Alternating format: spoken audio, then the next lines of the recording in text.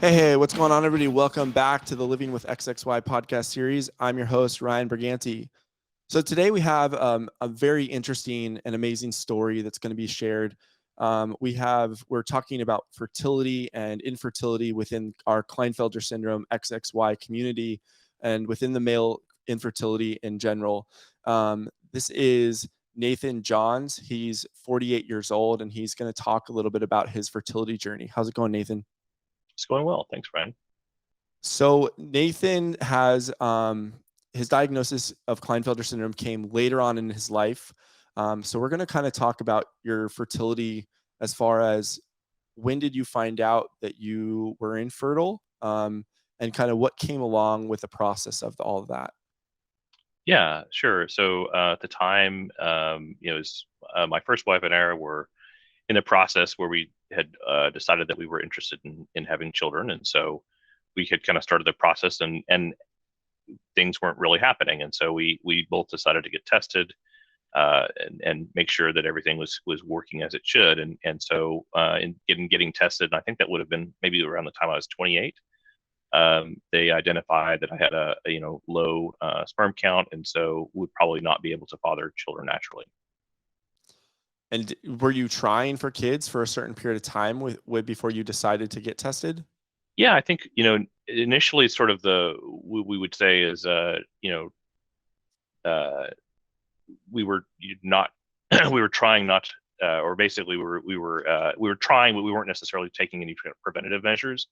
And then I'd say we went through a process of around maybe 9 months to a year of trying, and nothing really happening. And so and following the cycles and all that kind of like fertility process without getting into the actual fertility treatments or anything like that to try to like make things happen naturally. And when they weren't happening naturally, then we had my wife looked at, and then when she seemed to check out okay, then we started looking at me and realized that this was going to be a problem for me. And when it became a problem for you, what did the doctor say, or what kind of testing did you do to figure out what they told you? It was really just a sperm count, and there really wasn't like a hey, um, you know, it was sort of like this is what it is, and then I just sort of accepted that diagnosis. I didn't really question it per se, or try to get a second or third opinion per se. I did get it. I did check out with my regular PCP just to make sure that I was that everything else was okay, and he confirmed that yes, indeed, I had low testosterone, low sperm count, the hypogonadism and whatnot, and so just kind of confirmed right that probably wouldn't be able to father children naturally. But again, like there was really not a lot of additional conversation at that point in time. And what year was this? This was, gosh, probably early 2000s, Okay. 2002, 2003. And so you just went about life with your first wife, knowing that you guys weren't going to be able to have biological kids. Was there Yeah, any? we started looking into adoption opportunities. We had some friends that were successful using like international adoption through China, and so we kind of started to go down that path ourselves. Unfortunately, they had some really rigorous requirements where like both parents had to be above the age of 30 and some other things like that. And by the time we sort of met those requirements, we the kind of rules and process had changed to where what had been like an 8 month process to get a kid would kind of stretch into 2 or 3 years. And so, ultimately, um, the first marriage failed for a number of reasons, but inability to carry or parent children naturally was probably one of them, or one of the contributing factors. And so, that was kind of it was an unfortunate situation. But yeah, so we tried to go down that adoption path. It didn't really work for us for a number of different reasons, and then ultimately the marriage failed while we were kind of in the process of on the waiting list. And then you mentioned you got remarried. That's right. I met my second wife a little while after we got married, and we kind of were um, in a way just sort of enjoying life. We didn't really have a plan per se to have children at any set time, but we were together for probably about 5 years, and we decided that, like, at that point in time, hey, it's probably time for us to start thinking about this process of having kids and whatnot. So I'm curious, you knew you didn't have a Klinefelter syndrome diagnosis back then, but you knew that you couldn't have kids. You had low testosterone, hypogonadism, which creates a lot of that stuff. And did you tell your next wife to be when you first started dating and you guys first started that you couldn't have kids? Was this a topic of conversation? Yeah, it was. I tried to be really upfront about that. I wanted to make sure that, like, uh, that she loved me for me, right? All of me. And so we talked about, what some of my challenges would be, and stuff like that. And I guess, kind of there's a difference between hearing it and, like, knowing it. And so while she heard it, right, I don't know that she fully understood, right, the potential ramifications of that. And so when we started to talk about, like, okay, now we want to have a family, um, you know, she wanted me to get tested again, even though I knew what the result was going to be. But I did, and sure enough, like, things hadn't changed in the last few years, and so that was it was again, it kind of sucked to get that diagnosis again, even though I knew that's what was going to come. But yeah, we kind of identified that that was not going to happen, and so we started to kind of look at other options. So we talked about at that point in time, I think one of the doctors had described the micro-tease process would be a possibility. We kind of kicked it around a little bit. It seemed like, and this is just the way I interpreted it, is that there was a lot of effort and maybe not a lot of guarantees. And so I didn't necessarily want to take that risk. It wasn't that critical to me to have or father children that were mine, especially because I'd kind of gone through that. I'd kind of let go of all that when we were talking about adoption with my first marriage.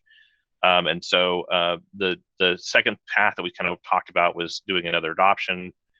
My wife, today, was apprehensive about that process, especially given the challenges that I'd faced kind of with that first process. And in some cases, adoptions can be quite expensive, and so we kind of, like, considered that as an issue as well.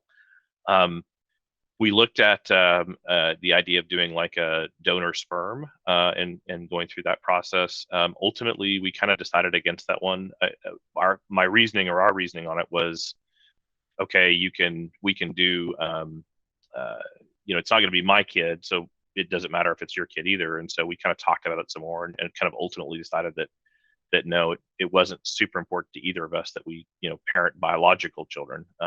For us, it was, we just really wanted to parent kids at all. And so so we then were kind of left with kind of two main options after that, which is going through kind of a fetal embryo transfer process. But then in the process of getting that is the question of, like, how do you get the embryo? And so initially we talked about kind of embryo adoption, when embryo adoption basically is a process by which you kind of are vetted, if you will, by a or agency. There are parents get to say, like, hey, this is what we want.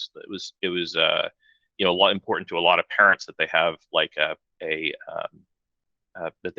are giving their, or allowing the adoptive parents, right, to be college educated or college degreed or whatever the case is. And I just, it wasn't something that was important to me at the time that I was in school.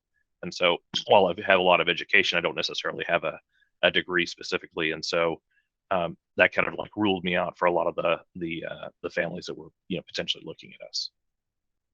Was that disheartening to, like, have these requirements and then not fall into that category? And even though you guys just wanted to be good parents and you knew you were going to be amazing parents and you couldn't go down that Yeah, route? it was really frustrating because, like, you're working really hard to make this happen, right? And then to have these additional kind of, like, hoops that you have to jump through, was a potential challenge.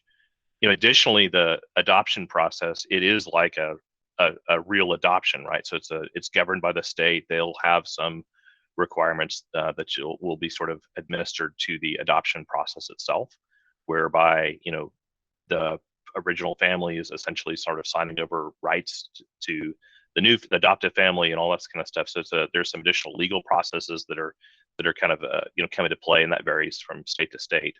And then there's also this there's some different agencies, and you have to be careful, because some of the agencies will use kind of what would be considered low quality embryos. So embryos that may not necessarily have a strong chance of viability, once they're transferred into the womb, and so the or uterus. Then so there's some other challenges that you kind of have to watch out for as far as that was concerned. So we kind of were a little disheartened about that. And then my wife had a friend who they had a bunch of fertility issues as well. They had gone through IVF a number of times and been unsuccessful in that process. And they had ultimately had a kid through an embryo donation process. And so, I'm sure, you're probably wondering well, okay, what's the difference between donation versus adoption? So we started to have those kinds of conversations with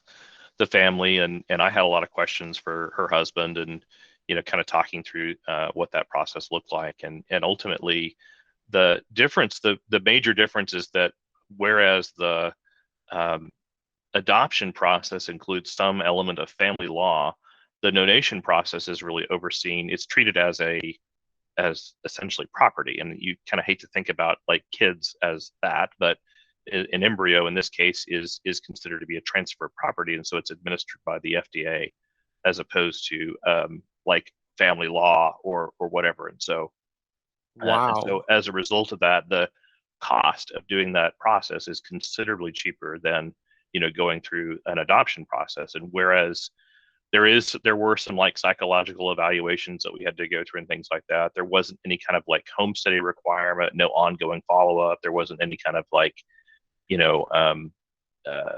vetting process or anything like that, other than meeting with this organization, make them sending us through the psychological profiling to ensure that we would be fit parents, and that we would be willing to talk to the kid about what their origin story was, and all that kind of stuff. And so ultimately we went through that. We met with the doctors there at this fertility clinic in the Dallas Fort Worth area. They were really great every step of the process. They kind of walked us through everything that was going to happen. And then what happens is you basically, once they kind of vet that everything is working correctly with the mother or the female, then you get put on a list. Basically, you pay a fee for what the process was, and I don't know what the costs are today, but at the time that we were going through this about 9 years ago, it was around $3,500. So not a very expensive when you think about what an IVF process costs. And so we got put on a list, and so we waited probably maybe 3 or 4 months, and we got an email that said, "Hey, here's a family that basically is donating their embryos." And just to kind of give a little bit of backstory to you, the donation process, what that looks like is families, when they go through the IVF process, they basically are creating embryos. So it's the costs are associated with the harvesting of the eggs, the harvesting of the sperm, and the kind of the combination of the two. And so that's where all the sort of cost lies. And so you've got this group of embryos, right, that you keep kind of cryogenically frozen. And then as you use them and kind of create your family, then you kind of have the option of, you can continue to store them. So you can keep them, cryogenically frozen for some future date. If should you decide that you want more children, you can choose to have them destroyed, whereas basically they're just kind of discarded or whatever. Or you can choose to donate them to families that can't have children on their own. And so we happened to be the recipients of that. And so we had this, initially they reached out to us and said, "Hey, we've got somebody that looks interesting," and we kind of read through the profiles of the people, and ultimately neither my wife nor I felt really good about them. It was a real struggle, right? Because you'd been waiting for so long, but we didn't love the particular structure, and so we ultimately decided to pass on that first one, not knowing how long it would be until we got another, kind of in next on the list or whatever. But we it was a week and a half later, we got another call that said, "Hey, we've got another embryo that we think would be good for you guys." They actually had kind of a pair, so it was two embryos that they could implant or transfer to us if that was something we were interested in. And we said, yeah. We looked at the profile that looked like it was a much better fit in terms of like what the wife was like and what the husband or the father was like. And so we kind of we wanted that to be we wanted the kids to kind of bear some resemblance to us.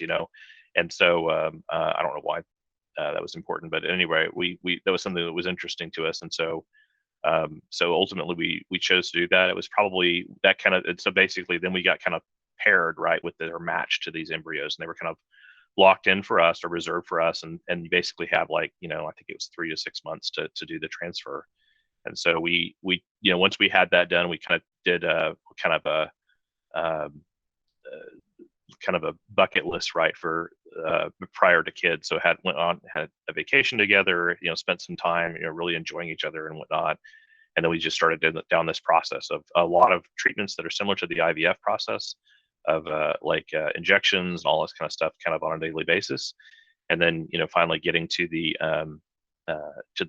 transfer day, and they thawed the embryos. They came in and told us, they were like, hey, we had originally like graded these as like an A, but we think that they're like an A plus. So we're really excited. Like we think that there's a really good chance that they're gonna kind of attach, and in fact they both did. And so about 7 months later, my wife gave birth to twins. So which was a really exciting process.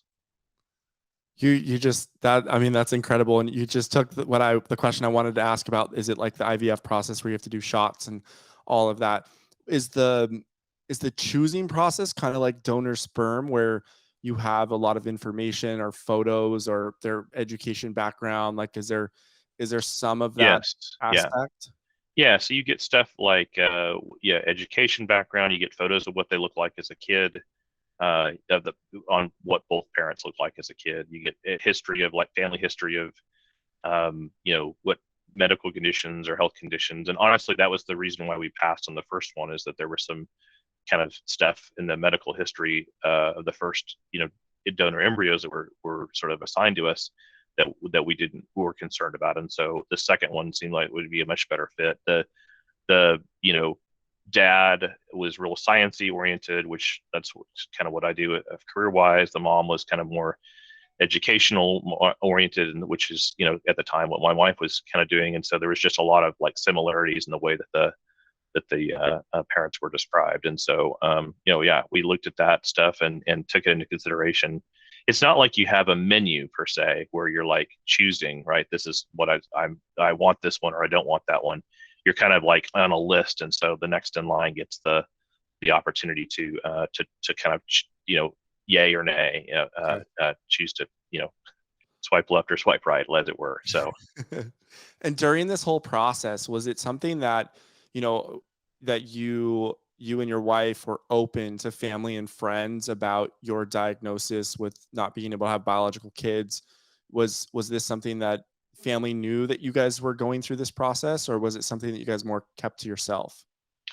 yeah, so I think with like immediate family and immediate friends, everybody was well aware of what the process looked like, and kind of the challenges that we faced and all this kind of stuff.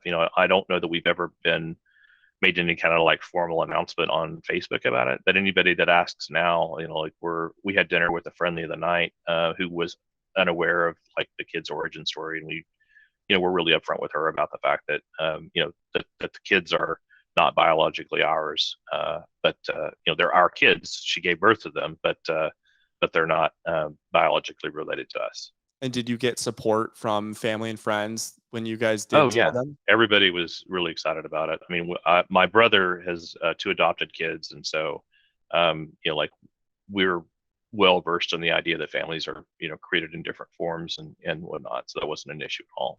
That's awesome. That's so good to hear, and I think that's reassuring to a lot of the listeners and viewers of our community, especially the mothers of young boys being diagnosed in utero. The one of the biggest things is that infertility aspect, and a lot of people are really cautious or shy to open up and talk about this. And the more people that, granted, you didn't have your diagnosis at that time about with Klinefelter syndrome, but more people are seeing that there's actually more support than judgment, and they're so afraid of that judgment of being treated differently. And the more people that open up, the more they are saying like, hey, our family was there to support us, and there was no judgment.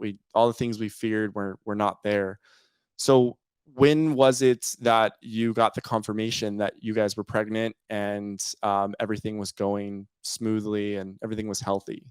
Yeah. So the we got you basically, the way the fetal embryo transfer process works, it's like it's sort of late in the cycle per se. So whereas you might have to wait a while to find out if you were to do things naturally, it's pretty much like once the transfer occurs, that's like the beginning of or the end of month one, if you will. So it's like we basically found out within a week that they had taken, and then kind of just continued to watch it. My wife was probably, let's see, 37 at the time, so it was considered to be a geriatric pregnancy, which is kind of funny to think about someone so young, geriatric, but that is kind of the way that they describe it. And so as a result, it was high risk, and so we got sort of extra doctor visits and everything to make sure that it was all working fine. So we had the initial, once the initial transfer occurred with the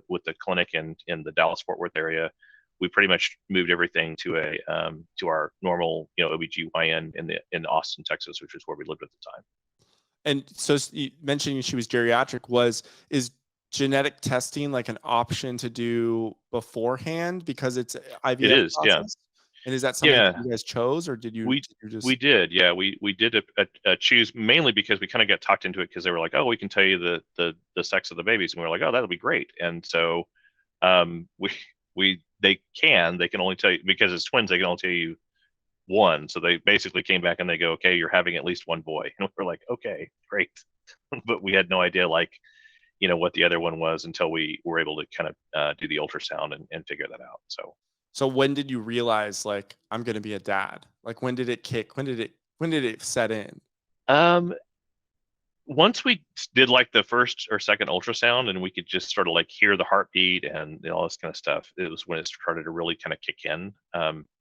We decided to be crazy that year and pick up our lives and move to another city at the same time that we were kind of undergoing all of this stuff. And so once we were in the new location and seeing like the way my wife developed, it being pregnant, all the kind of stuff that goes along with it, the belly and the feeling of feel the children kick and all this kind of stuff was just really exciting for us. Once we learned that we were having both a boy and a girl, we were kind of doubly excited because I'd always wanted to have a girl, and so it was just really exciting for us to be able to do that. And then once we got the kids were due at the end of, or at the beginning of July, and they came basically a month to the day early. So we had an appointment to go in the next day to pick a date to get because the doctor in Austin had been saying all along, like, oh yeah, we'll probably do a C-section or whatever in July. And when we started seeing the doctor in Nashville, she was like, I think that you're probably going to be at least 2 weeks early, if not more. And sure enough, we were scheduled to go in to meet with her the next morning to get an appointment. My wife's water broke.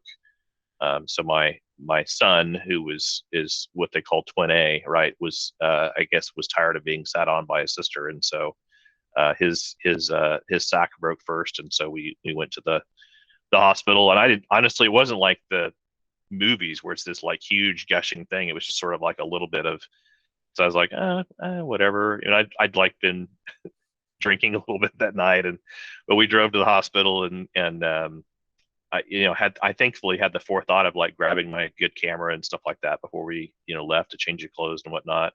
I slept on a cot, she slept in a bed, and they were like, yeah, we're the OBGYN is going to come in the morning and deliver the kids. And it still was really surreal to me. It really didn't set into like, this is a real thing until like they were born and they're right there, and they're suddenly you're having to learn how to feed them and change their diapers and all this kind of stuff, and it was just a really exciting time.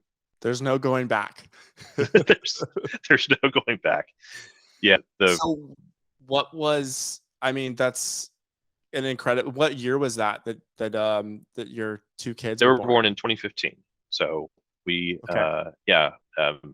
they were born, like we were, and again, we just kind of moved into this new house, like literally a month prior to that. And so we didn't really have anybody, family or anything like that nearby.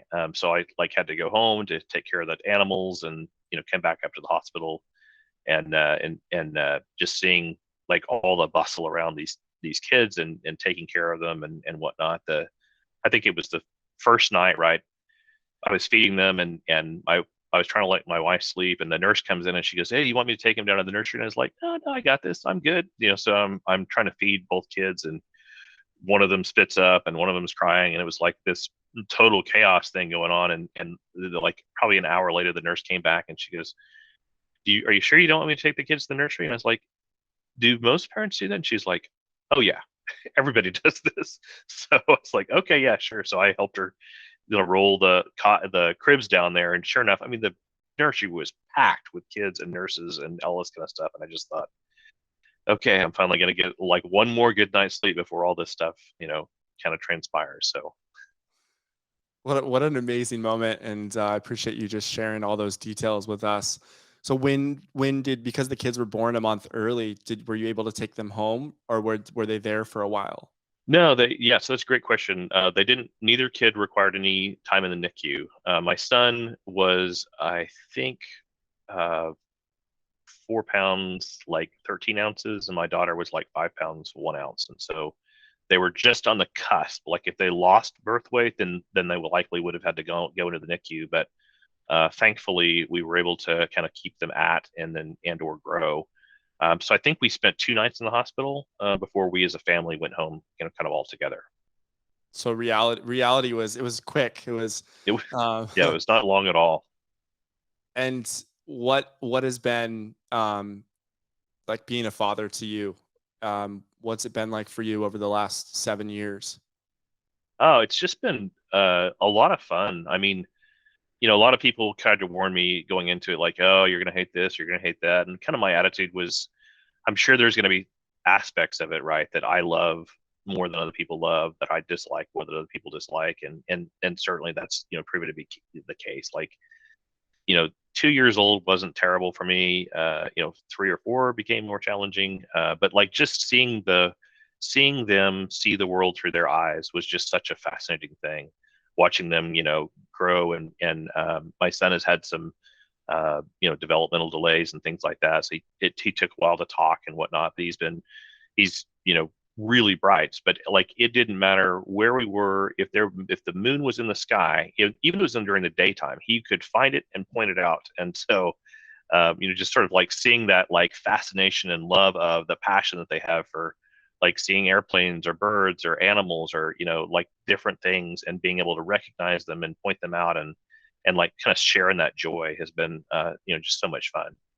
And I mean, now they're 7.5 years old, and so they're into the things that they're into. They're a lot more independent than they were, and, until very recently. And so, just even then, like watching them get excited about stuff, and like hearing my daughter, she's really funny and has like this comedic timing thing going on. And so, just like hearing her sort of learn how to use that, and implement that's been great. My son is super fascinated with space and science. He loves all the like early space program stuff. So like Mercury and Gemini and Apollo missions, like we've talked about those, ad nauseum, and which has been like a fun, but at the same time can be tiring as well.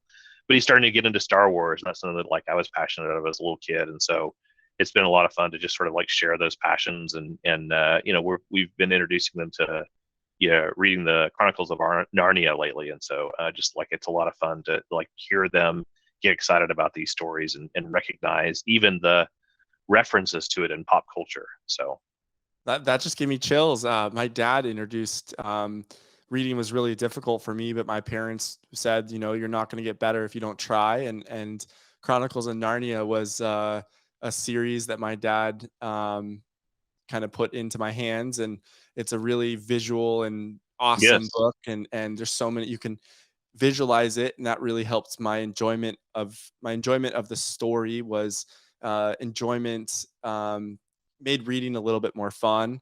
The Hardy Boys was also another Yeah. series that my dad introduced to me. So kind of, have there been some challenges because of not knowing about Klinefelter syndrome with you, with parenting, or with, you said you're on testosterone replacement therapy. You've been on it for how many years have you been on it? So I did it initially back in like 2014, which is when we were starting to try to get pregnant, and I was doing kind of I think it was androgel or something along those lines methodology. And ultimately, I was concerned because like having that on my body and touching my wife who was trying to get pregnant could create some negativity. So we moved to doing the injections instead.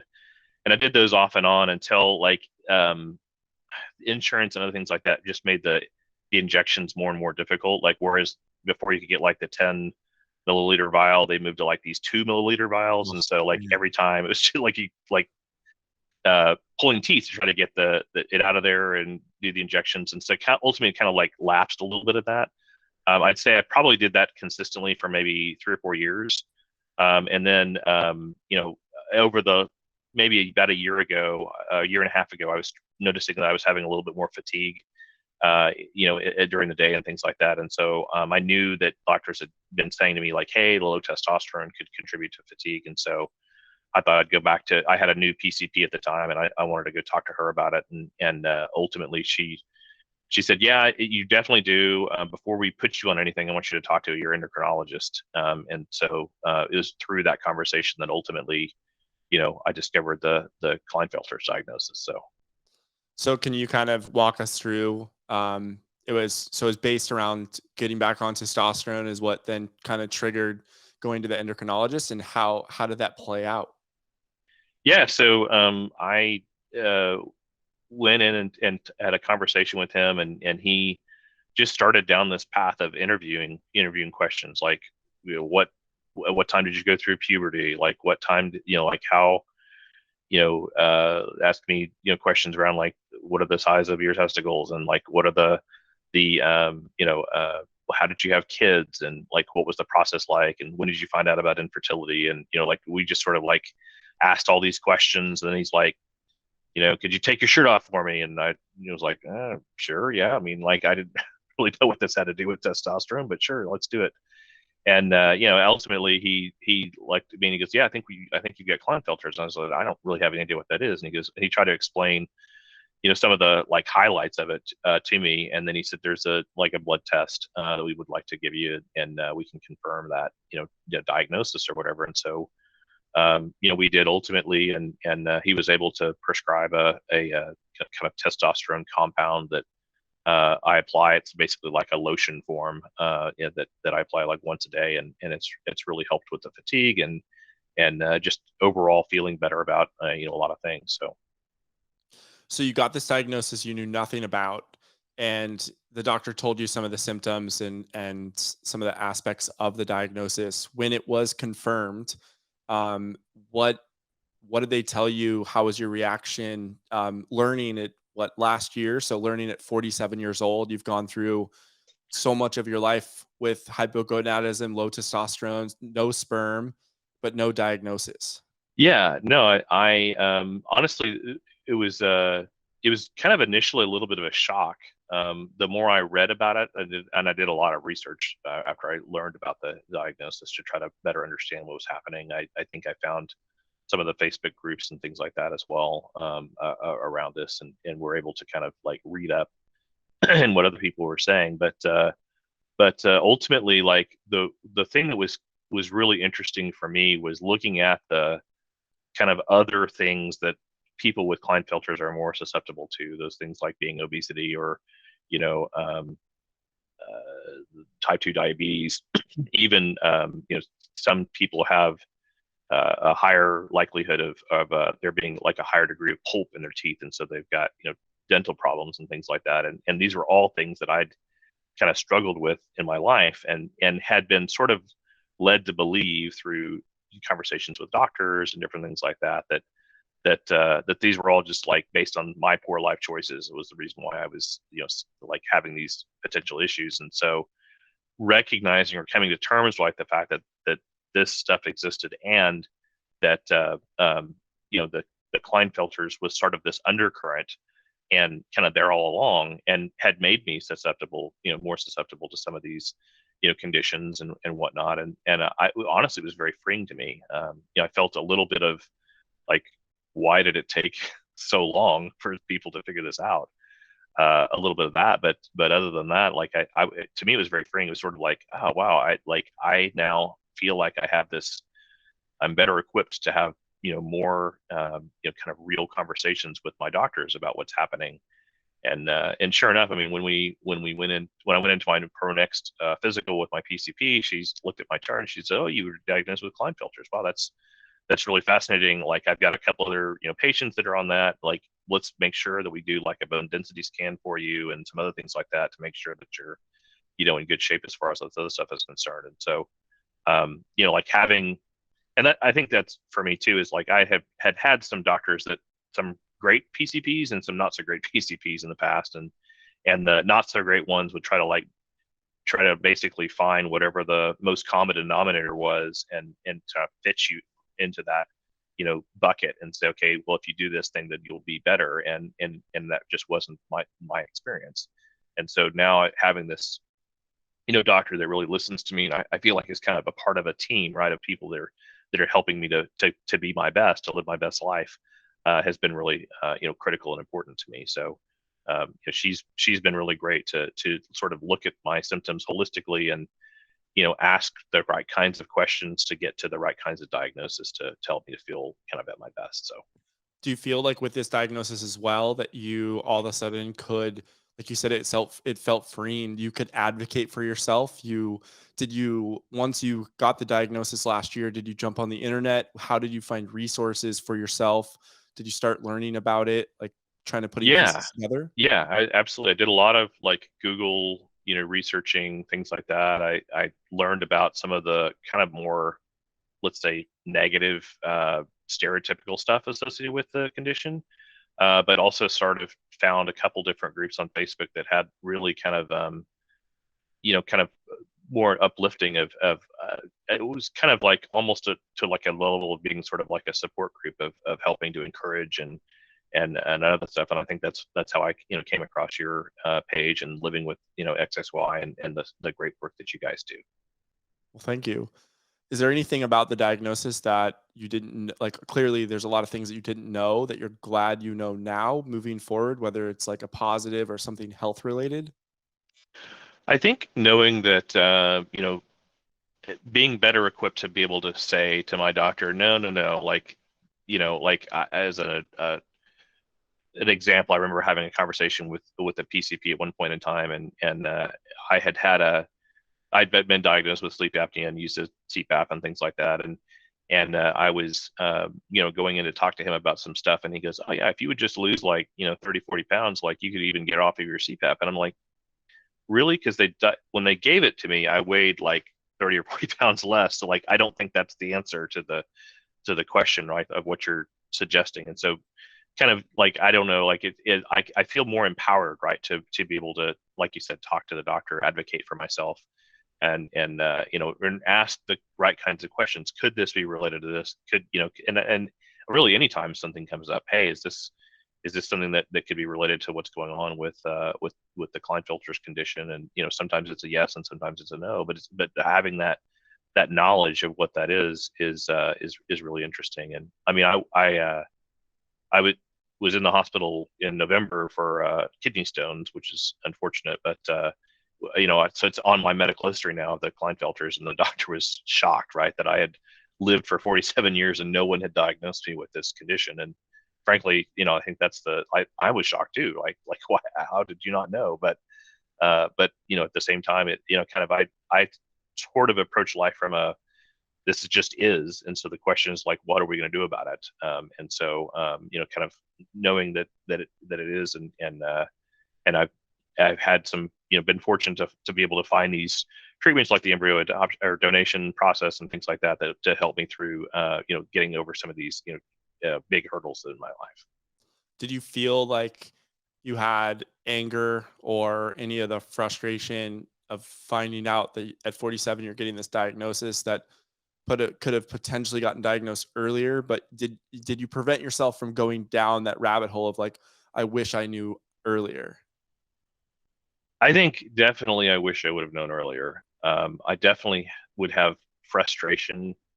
I think that any anger that I felt was just sort of in the like situations where doctors would make me feel as though all like the conditions that I had were because of my poor life choices, not because of something that I was susceptible to having or interacting with. And so, yeah, I think it was it's definitely been a surprising outcome, but at the same time, just sort of like you know learning what this was and what was happening, but at the same time, like it's mostly for me been freeing, and knowing that it's kind of given me this looking back and kind of with a bit of relief, honestly, of just sort of like, wow, you know this was probably like these conditions were likely going to happen to me whether I lived my best possible life or didn't. And so I've made choices and I own the choices that I've made. It's not nothing along those lines, but it's like I would try to lose weight, or I would try to lose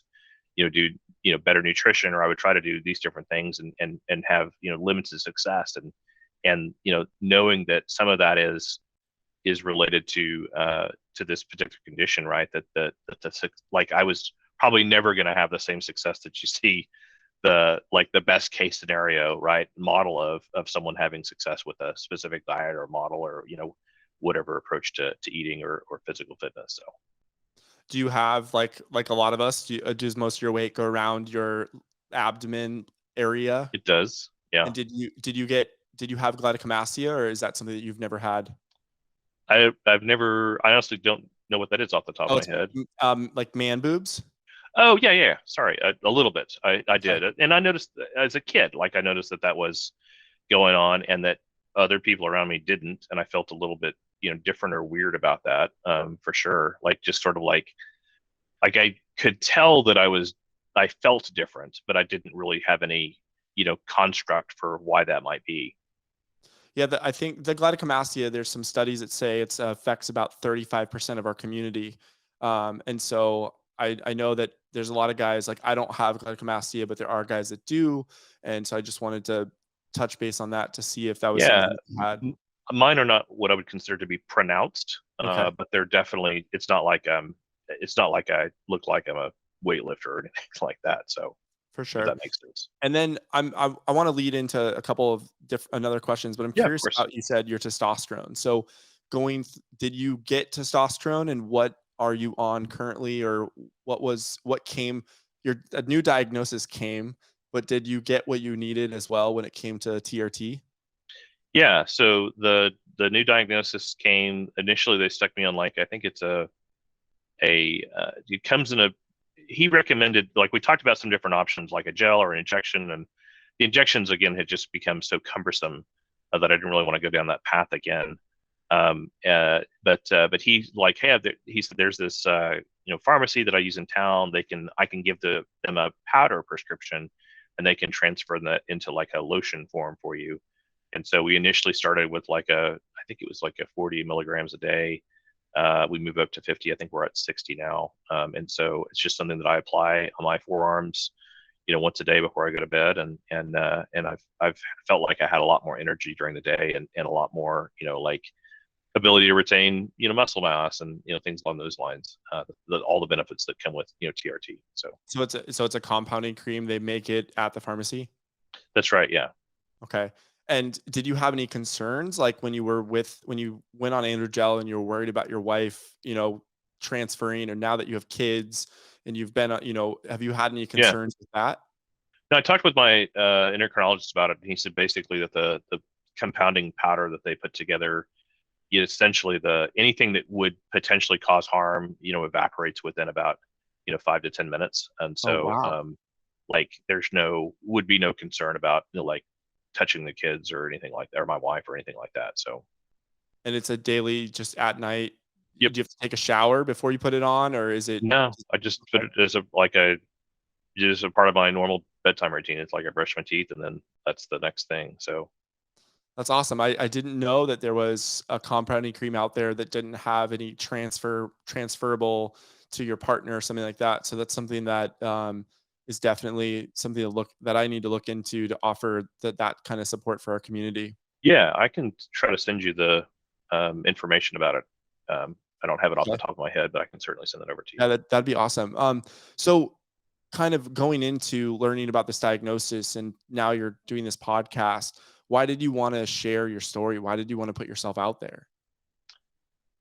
I think part of me was just wanting to other people to know, right, in the community that I guess to normalize it in a way, and honestly, more specifically to normalize the fertility issues. I think that embryo donation is not something that like I didn't have any idea it existed before I like was kind of in it, and so I think, but I think that it's such a beneficial and again, I hate to think about it in this way, but because IVF is so cost prohibitive, the embryo donation process is such a cost effective way to start a family, that I want other people to know about it and to be able to like ask questions that they had. I have a good friend who um, she and her husband went down this path and they have a lovely baby girl now, and so of getting this same process. So it's definitely definitely a way to build a family that I think most people aren't aware of, and so I want to kind of like in a way evangelize it a little bit for folks. Yeah, it's something that I think on our website under our male fertility section we have microtease, adoption, and donor sperm. But it wasn't until you filled out the form that you mentioned you guys did embryo donation, and I was like, oh, what's that? So that's something that we're gonna have to learn about, and I might actually have one of our researchers contact you and to Oh, ask you of some. course, I'd love to tell you all about it. So Okay. And that way we can offer that as an option on our website for people. And the cost, it blows me away because I've seen some IU like people do 3 or 4 IUI tries at like $1,200, $1,500 a pop, and then $7,500 later with nothing. yeah. And the cost of adoption or IVF is extremely expensive, and not everyone can afford it. So that's an incredible option. Yeah, something. I mean, yeah, IVFs and/or the like other things happening in the like tens of thousands of dollars, and this again being so inexpensive, and that was 7 or 8 years ago. But I can't imagine that it's gone up drastically from there. So, but I'm happy to share the clinic information that we went through and all that kind of stuff as well. So. So what would your message be to kind of close the podcast? What would your message be to the like newly diagnosed mothers or the men that are kind of going through a lot of the fertility journey on their own, finding out that they can't have kids through this process? Like, what would you let them know that you've learned from your story? I would say, there are a lot of really good options out there to consider. That like having children, kind of the natural way, if you will, the original way, right, is not necessarily always the best way to go about it. And there's a lot of different ways to have a family, and you kind of have to kind of explore and determine like what the best way is for you. But I mean, the fascinating thing, right, is it turns out that my kids look a lot like us. So my daughter shares my blue eyes and has blonde hair, like similar to my wife, and my son shares has brown eyes like my wife. And so, but like comparing even baby pictures of me and him are very similar. So it's kind of it's been this kind of really cool and fascinating story of how that's kind of come about. So. Well, it's been incredible having you on the show today, and I really appreciate the courage to just share your story. It's going to definitely have an impact in our community and hopefully outside of our community as well. All right, I'd love to be here.